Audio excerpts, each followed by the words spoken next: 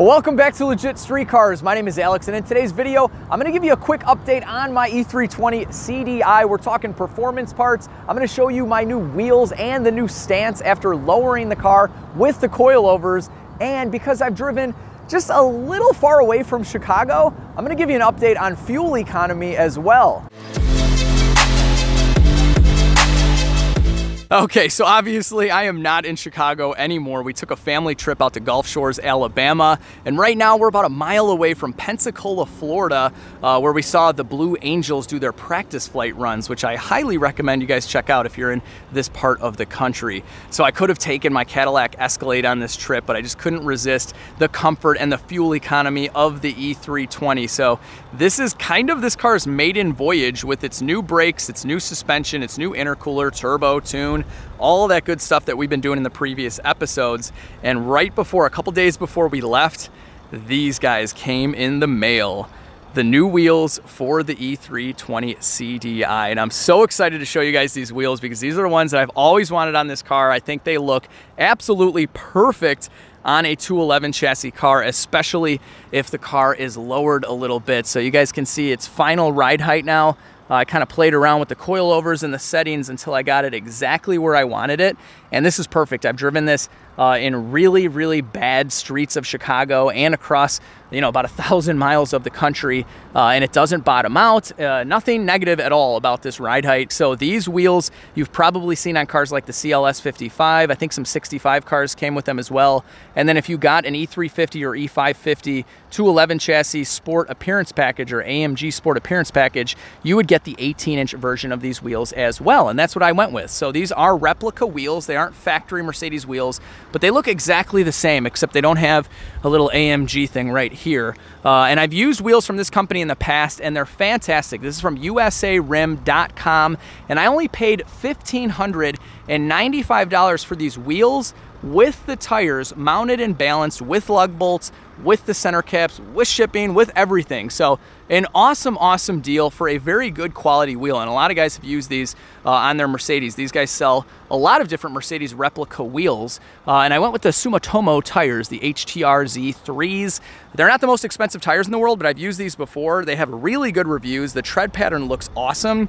They don't make any noise on the highway. Just nothing but good things to say about these tires for this type of car. Obviously, this isn't road course ready or anything like that, but for a daily driver type of vehicle, I think they are a very good compromise between affordability and performance as well. So if you guys want to pick up a set of Mercedes replica wheels like this or a bunch of different other ones, I'm going to leave a discount code and a link in the video description box so you can save yourself a little bit of money. And yeah, let me know in the comment section what you think of this setup. I think the ride height and the look is absolutely perfect. So let's move on to the fuel economy we're getting. And right now, as you might be able to hear, this thing is just idling away, and that's because the kids are passed out in the back seat. So this is what we were getting straight up highway, about 39 MPG straight highway. Now, just as a reminder, this car's rated at 37 on the highway. We now have 18-inch wheels instead of 16s from the factory. We have big old brake rotors and calipers, and we have quite a few modifications. So we're still beating the factory MPG rating, which is just awesome. Now, we have been driving around for, I don't know, a couple hundred miles, city driving, idling like this with the kids. So let's take a look at where we're at now. Okay, so we're at 35.8 MPG. That's 1,148 miles. And like I said, a lot of that has been just straight up idling, sometimes for like 20 minutes with the kids passed out in the back seat and stuff like that. So I still think it's very, very impressive. It's basically still beating out the factory numbers with these modifications. So it's like they haven't affected the fuel economy at all. All right, so as far as modifications go, we have the intercooler that you guys saw a couple videos ago.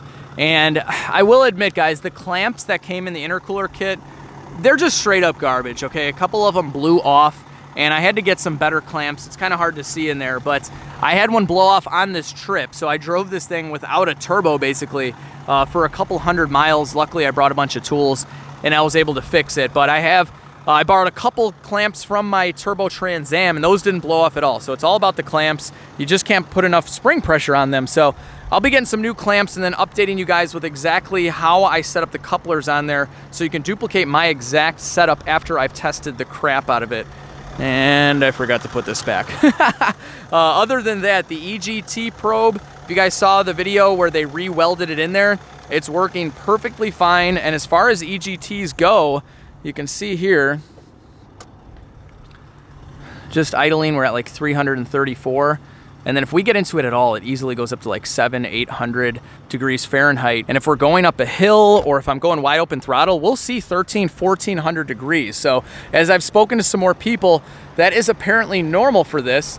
So I'm gonna get a little bit more data on that. And then once we start messing with the tune, we'll see how that affects our EGTs. We don't want it to get too hot or you'll melt a piston or destroy your engine somehow. So we want to keep an eye on EGTs, but I think the gauge and everything looks so clean. It's in your peripheral vision and it'll flash at you at whatever temperature you set it at as a warning. So I really, really like that. Now, as far as the exhaust manifold and the turbo, this is what they look like on the car now. So I did paint them after we got the bung welded in there. I think it looks good, even though you really can't see anything at all once you put the covers and the airbox on. So under the hood, outside of the intercooler, the car basically looks totally stock. Now, something else I wanted to update you guys on was the exhaust. So I'm waiting on a few parts that are coming in the mail, and we're gonna do a complete custom exhaust on this car, except I did put the catalytic converter back on. Honestly, it just smelled too bad for the type of driving I do, which is like 50% bumper to bumper traffic in downtown Chicago. I just didn't enjoy the smell of the raw diesel. So I put the cat back on. These things smell amazing with the cat on. It really filters it out pretty well. So with a trip like this with the family, I just put it back on. It took me 20 minutes and we'll see what happens. Whatever we do with the exhaust, I'm gonna keep the option of running the factory cat if I want. And then we're gonna be testing performance differences between running an open downpipe and the massive Mercedes-Benz catalytic converter, because at the end of the day, if it's only like 10 horsepower or something little, I'm definitely gonna keep the cat on the car. Oh yeah, and as far as the suspension goes, if you guys saw the coilover video, I have been messing around with the settings to adjust the ride of this car. You can go soft or hard. It is a little bit bouncy in the rear, and I talked to BC, and I have to mess around with the preload of the rear coil spring. So up front, because it's a real coilover, they set the preload for you. So in the front, it feels great. It feels awesome. It's not too bouncy or anything, but in the rear, it is a little bit too bouncy for my liking, so I definitely still have to mess around with the settings. I've been doing a couple clicks over to soft every few hundred miles, and whenever we stop, just to kind of see if that changes things. But like I said, this was basically this car's maiden voyage with all the new suspension and brake stuff, so I got a little bit more testing to do with that. But let's talk about future modifications and where the CDI is going in the next upcoming months. All right, so as far as modifications on the CDI, right now, I'm just waiting on some parts. So as you can imagine, with a rare car like this, at least in the United States, no one's really done a build on one of these here. So I'm having a hard time getting information. A lot of it is from countries in Europe, and we have kind of a language barrier there. So I am waiting on a high pressure fuel injection pump that's coming from somewhere out in Europe. A buddy of mine got to hook up on a few of those. So that's on its way. And right now I'm really trying to find larger fuel injectors or possibly just have these honed out. But again, I've called a few companies here in the States. None of them have worked on this exact fuel injector.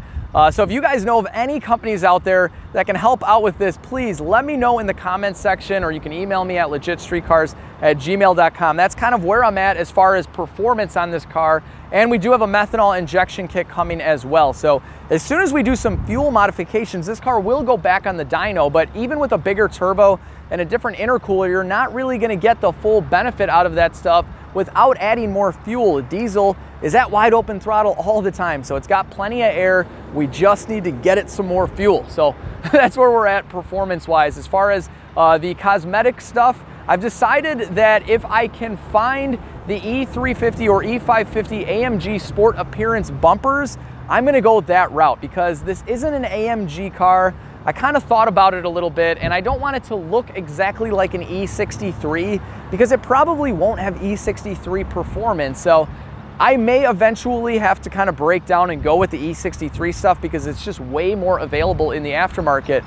But right now, if I can find a good deal, maybe an accident car where I can get a front bumper from one, a rear bumper from another, this would kind of complete my idea of having a CDI diesel car that has kind of a handling and braking and appearance package from the factory. So as you can tell in the front, the only difference with the E63 bumper and the Sport Appearance bumper is it doesn't have those little shark fins on the side. So they're all very similar. We'll see. I might have to break down and just get the E63 everything and call it a day, but I'm definitely leaving the CDI badge on the back. So there you have it. That is my quick update on my E320 CDI. With that being said, I hope you guys really enjoyed this video. If you did, hit the thumbs up button, share the video, subscribe if you're new.